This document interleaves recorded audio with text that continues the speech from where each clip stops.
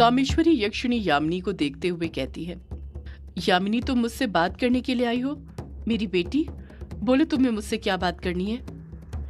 यामिनी अभी भी कुछ नाराजगी के साथ कामेश्वरी यक्षिणी से कहती है, बात मुझे नहीं आपको मुझसे करनी थी ना, तभी तो आपने युग बाबू को मुझे यहाँ पर लाने के लिए कहा था। कामेश्वरी यक्षिणी हामी भरते हुए कहती है, हाँ यामिनी बेटी, बात तो मुझे ही तुमसे करनी थी, पर कहाँ से शुरू करूं कुछ समझ नहीं आ रहा। यामिनी पलट कर कहती है, आप बात कैसे शुरू कर सकती हैं? अब बताने के लिए कुछ बचा होगा तब आप मुझसे कुछ बात करेंगी ना। कामेश्वरी यक्षिणी नम्रता के साथ ही कहती है, नहीं मेरी बेटी, अभी भी बहुत कुछ है जो बताने के लिए बचा हुआ है। यामिनी कामेश्वरी यक्षिणी को एकटक देखते हुए कहती है, पर मुझे नहीं लगता कि आपके पास मुझे बताने के लिए कुछ बचा हुआ है। मैं आपके बारे में सब कुछ जानती हूँ। कामेश्वरी यक्षिणी ना में अपना सिर हिलाते हुए कहती है, नहीं मेरी बेटी, तुम मेरे बारे में कुछ नहीं जानती हो। अगर जानती तो मुझसे इस तरह बिल्कुल भी बात नहीं करती। यामिनी चुप ही रहती है, पलटकर कुछ नहीं कहती है। कामेश्वरी यक्षिणी फिर यामिनी से बोल पड़ती है, तुम्हें मेरी वो कहानी पता है जो रज्जन ने तुम्हें बताई? तुम्हें मेरी वो कहानी पता है जो बचपन में लेखक बाबू ने युग को सुनाई? तुम्हें मेरी वो कहानी पता है जो उस भक्षानर ने लिखी, सिर्फ युग के लिए, ताकि वो उसे अपनी तरफ कर सके? तुम्हें मेरी वो कहानी तो पता ही नहीं जो मुझ पर बीती। तुम्हें नहीं पता कि इतने सालों में मैं किस दर्द से होकर गुजरी हूँ। तुम्हें नहीं पता कि सदियों तक मैं इस अभिशाप से कैसे लड़ती रही। तुम्हें नहीं पता कि कैसे मेरा दिल पत्थर का बन गया जो अपनी बेटी की पुकार तक नहीं सुन सका। अगर तुम्हें मेरी ये कहानी पता होती तो आज तुम मुझसे नफरत नहीं कर रही होती। अभी तो तुम मेरे सीने से लिपट कर रो रही होती। कामेश्वरी यक्षिणी की बातों ने यामिनी को अंदर से पूरी तरह झकझोर कर रख दिया था। युग भी बस मूर्ति बनकर खड़ा रह गया था। कामेश्वरी यक्षिणी की आंखों में दर्द देखकर यामिनी का मन तो अभी से ही पिघलना शुरू हो जाता है और वो अगले ही पल नम लहजे के साथ बोल पड़ती है, क्या हुआ था आपके साथ? आप क्यों ऐसी पत्थर दिल बन गई? कामेश्वरी यक्षिणी कहती है, बताती हूँ मेरी बेटी, मैं आज तुम्हें अपनी पूरी दास्तां बताती हूँ। वो दास्तां जो मुझ पर बीती है, जिसे मुझसे अच्छा कोई और नहीं बता सकता है। आज अपनी दास्तां खुद तुम्हें सुनाकर मैं तुम्हारे दिल में मेरे लिए जो भी गलतफहमियां हैं उन्हें मिटा दूंगी मेरी बच्ची। कामेश्वरी यक्षिणी एक गहरी सांस अपने सीने के भीतर भरती है और अपनी दास्तां यामिनी युग को बताते हुए कहती है, मेरी दास्तां, वो दास्तां जो यक्षिण लोक में शुरू हुई थी ताज पहनने के बाद। यामिनी बेटी, तुम्हें ये तो पता चल ही गया होगा कि यक्षिण लोक की महारानी बनने के लिए बचपन से मैंने कितने संघर्ष किए, किन चुनौतियों को पार करके मैं यक्षिण लोक की महारानी बनी थी। यामिनी कामेश्वरी यक्षिणी की बात से हामी भरते हुए कहती है, हाँ, ताज पहनने के बाद मैंने आपकी ताजपोशी का दृश्य देखा था। मैंने देखा था कि आप किस तरह यक्षिण लोक की महारानी बनी थी। साथ में ये भी देखा था कि आप किस तरह यक्षिण लोक में अपना राज चलाती थी, किस तरह आप यक्षिण लोक को राक्षसों असुरों के वार से बचाया करती थी। आप वहां की महारानी थी और आपने अपना हर कर्तव्य पूरी निष्ठा के साथ निभाया था। कामेश्वरी यक्षिणी अपना दर्द जाहिर करते हुए यामिनी से कहती है, यामिनी बेटी, ताज पहनने के बाद बस तुम वो कुछ दृश्य देख पाई हो जो ताज में कैद थे। तुम मेरा वो दर्द नहीं देख पाई जो मेरे सीने के अंदर मेरी मुस्कान के पीछे कैद था। सच तो ये है कि मैं यक्षिण लोक में बस नाम मात्र की महारानी थी। वहां पर फैसले लेने, लोक की सेवा रक्षा करने का निर्णय भले ही मेरे हाथ में था, पर कुछ निर्णय तब भी मेरे हाथ में नहीं थे। मैं वो कर ही नहीं पाई जो मैं करना चाहती थी। यामिनी तुरंत कामेश्वरी यक्षिणी से पूछ पड़ती है, क्या करना चाहती थी आप?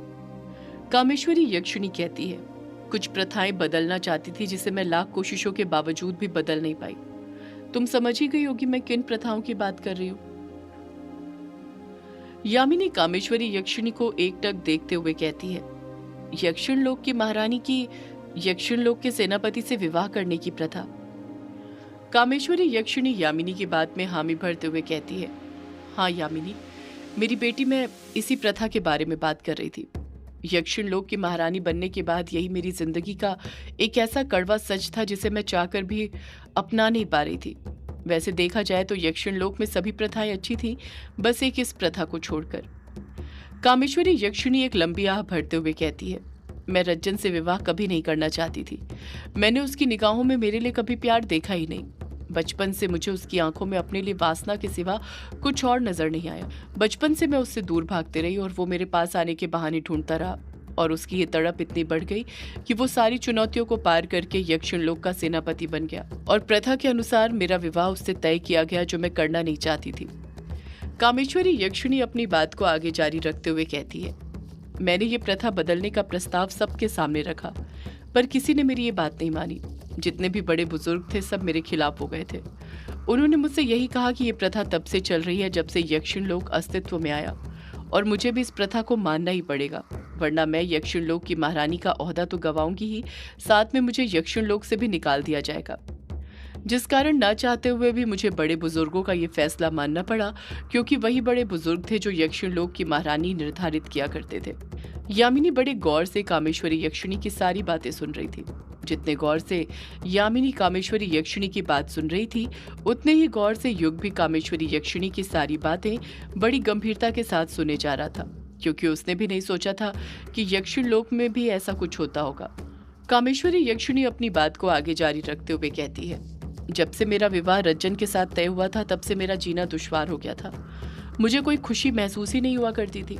यक्षिण लोक में मैं इतना तो समझ गई थी कि मैं चाहकर भी इस प्रथा को नहीं बदल सकती थी और मुझे रज्जन से विवाह करना ही पड़ेगा। मैंने इस सच्चाई को अपना लिया था, पर शायद मेरी किस्मत को कुछ और ही मंजूर था। कामेश्वरी यक्षिणी एक लंबी आह भरते हुए फिर बोल पड़ती है, मेरा रज्जन से विवाह तय हो गया था और कुछ ही दिन में हमारा विवाह होने वाला था, पर उससे पहले ही मैं भक्षानर की साधना से प्रसन्न हो गई।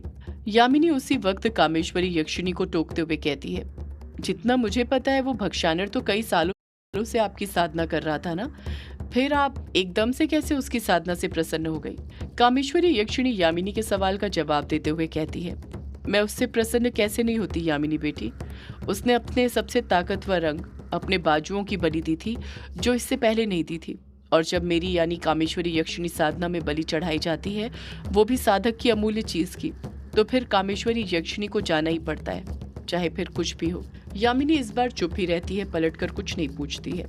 कामेश्वरी यक्षिणी आगे की बात बताते हुए कहती है, जब मैंने रज्जन को पृथ्वीलोक पर जाने के बारे में बताया तो उसने तो मुझे तुरंत ही मना कर दिया, पर उस वक्त वो मेरा पति नहीं था जो मुझ पर अपना हक जता पाता। उस वक्त मैं सिर्फ और सिर्फ यक्षिण लोक की महारानी थी, और यक्षिण लोक की महारानी का निर्णय ही अंतिम निर्णय होता है, इसलिए मैं पृथ्वीलोक पर चली गई भक्षानर के पास, ये जानते हुए भी कि भक्षानर मुझे क्यों बुला रहा है। इतना कहकर कामेश्वरी यक्षिणी चुप हो जाती है। जैसे ही कामेश्वरी यक्षिणी चुप होती है, युग बोल पड़ता है, मतलब आप जानती थी कि भक्षानर आपके ताज में लगा हीरा पाने के लिए आपको बुला रहा है, ताकि उसकी शक्तियों का प्रयोग करके वो ब्रह्मांड पर राज कर सके। भक्षानर अपने मकसद में कामयाब ना हुए, तभी आपने उसके सामने वो शर्त रखी थी। कामेश्वरी यक्षिणी हाँ में अपना सिर हिलाते हुए कहती है, हाँ युग, वरना तुम ही खुद सोचो, कौन सी ऐसी स्त्री होगी जो खुद अपनी देह का समर्पण एक ऐसे मर्द को करेगी जो वासना से भरा हुआ हो। मैं जानती थी कि भक्षानर ने मुझे वहां पर क्यों बुलाया है। उसने मेरी साधना की, मुझे प्रसन्न किया, सिर्फ इसलिए मेरा वहां पर जाना बहुत जरूरी था। पर जब मैं वहां पर पहुंची और मैंने उसकी आंखों में देखा, तो मुझे उसका सारा माजरा पता चल गया। मुझे ये भी पता चल गया कि वो महाडायन का पति है, और महाडायन ने उस पर निगरानी रखने के लिए उसकी नाभि में अपना काजल लगाया है। इसी बात का फायदा उठाते हुए मैंने उसके सामने वो शर्त रखी थी, पर जब महाडायन वहां पर आई तो वो इतना ज्यादा क्रोधित हो गई कि उसने मेरी कोई बात सुनी ही नहीं। एक बार भी ये जानने की कोशिश नहीं की कि मैंने ये सब क्यों किया, और महाडायन ने सीधे मुझे अभिशाप दे दिया, जिस कारण मैं कुछ कर नहीं पाई। मैं अभिशापित हो गई। इतना कहकर कामेश्वरी यक्षिणी चुप हो जाती है। वो एक गहरी सोच में डूब जाती है, जैसे आज भी उसकी आंखों के सामने वो दृश्य चल रहा हो जब महाडायन ने उसे अभिशाप दिया था। युग धीरे से कहता है, और फिर उसी रात आप एक देवी से एक डायन बन गई। कामेश्वरी यक्षिणी ना में अपना सिर हिलाते हुए कहती है, नहीं युग, मुझे देवी बनाने वाले भी लोग थे और देवी से डायन बनाने वाले भी लोग ही थे। युग को कामेश्वरी यक्षिणी की बात बिल्कुल भी समझ में नहीं आती है, और वो हैरानी के साथ पूछ पड़ता है, आप क्या कह रही हैं? मैं कुछ समझ नहीं पा रहा हूँ। लोगों ने आपको कैसे देवी से डायन बना दिया? कामेश्वरी यक्षिणी पलट कर कहती है, यही तो वो दास्तां है युग, जो तुम्हें नहीं पता। तुम्हें ये तो पता है कि मुझे क्यों और कैसे अभिशाप मिला था, पर अभिशाप मिलने के बाद मेरे साथ क्या हुआ था, कैसे मैंने पृथ्वीलोक पर सदियां बिताई, वो दास्तां सिर्फ मैं ही जानती हूँ। युग एकटक कामेश्वरी यक्षिणी को देखते रहता है। उससे कुछ नहीं कहता है, पर उसके चेहरे के एक्सप्रेशन देखकर साफ समझ आ रहा था कि वो जानना चाहता था कि कामेश्वरी यक्षिणी ने अभिशाप मिलने के बाद सदियां कैसे बिताई थी। कामेश्वरी यक्षिणी फिर युग और यामिनी को सब कुछ बताते हुए कहती है, अभिशाप देने के साथ ही महाडायन की कहानी का अंत तो उसी रात हो गया था, पर मेरी जिंदगी की कहानी का एक नया पहलू शुरू हो गया था। जब मुझे अभिशाप मिला तो मैं इसी घाट पर बंद कर रह गई। मैं किश्नोई नदी से दूर कहीं पर जा ही नहीं पा रही थी, और जब पूर्णिमा की रात आई तो अभिशाप ने अपना रंग दिखाना शुरू कर दिया। अभिशाप मुझ पर हावी होने लग गया और मैं ना चाहते हुए भी मर्दों को अपना शिकार बनाने लग गई। मैं अपने आप को रोक ही नहीं पाई, और फिर यह हादसा हर अमावस्या पूर्णिमा की रात मेरे साथ होने लग गया। पर शिकार करने से पहले मैं हमेशा उन मर्दों को अपने आप से दूर रखने की कोशिश करती थी। सिर्फ अपने आप से क्या, किश्नोई नदी से भी। मैं उनसे कहते रहती थी कि यहाँ पर मत आओ, यहाँ मौत है। कामेश्वरी यक्षिणी की यह बात सुनकर युग और ज्यादा शॉक्ड हो जाता है। युग हैरानी के साथ कहता है, मतलब आप मर्दों को घाट पर आने से रोका करती थी, ना कि उन्हें पुकारती थी? कामेश्वरी यक्षिणी हामी भरते हुए कहती है, हाँ युग, जब भी अमावस्या और पूर्णिमा की रात शुरू होती थी तो रात से ही मैं ये कहना शुरू कर देती थी कि घाट की तरफ मत आओ, यहाँ मौत है। युग कामेश्वरी यक्षिणी को टोकते हुए कहता है, पर वो कहानी जो मैंने पढ़ी थी उसमें तो ये लिखा हुआ था कि आप मर्दों को अपने रूप से आकर्षित करती थी, उन्हें खुद बुलाती थी, अपने सौंदर्य से लुभाती थी। कामेश्वरी यक्षिणी युग को समझाते हुए कहती है, यही तो अंतर है युग, लेखक बाबू की कहानी में और मेरी जिंदगी की असल कहानी में। वैसे भी जो कहानी तुमने लिखी वो तुमसे भक्षानिर के अंश ने लिखवाई थी। युग चुप ही रहता है। कामेश्वरी यक्षिणी फिर बोल पड़ती है, जब भी अमावस्या और पूर्णिमा की रात आती तो मैं मर्दों को हमेशा घाट पर आने से रोकने की कोशिश ही किया करती थी ताकि उनका शिकार न करूं। पर मर्द सिर्फ मेरी आवाज सुनकर मेरे इतने दीवाने हो जाते थे, इतने मदहोश हो जाते थे कि वो घाट पर ही बैठ जाते थे, वहां से जाते ही नहीं थे। उनके अंदर मुझे देखने की तड़प उठने लग जाती, और फिर जब अमावस्या और पूर्णिमा अपने चरमोत्कर्ष अवस्था में होती, मुझ पर मेरा अभिशाप हावी होता, तो मैं खुद अपने आप को नहीं रोक पाती, डायन बन जाती और मुझे उन मर्दों के साथ संभोग करके उनका शिकार करना पड़ता। कामेश्वरी यक्षिणी एक लंबी आह भरते हुए कहती है, मैंने बहुत कोशिश की मर्दों को अमावस्या पूर्णिमा की रात घाट से भगाने की। कुछ तो डर के भाग गए, पर कुछ जो वासना से तृप्त थे वो मेरा शिकार बन गए।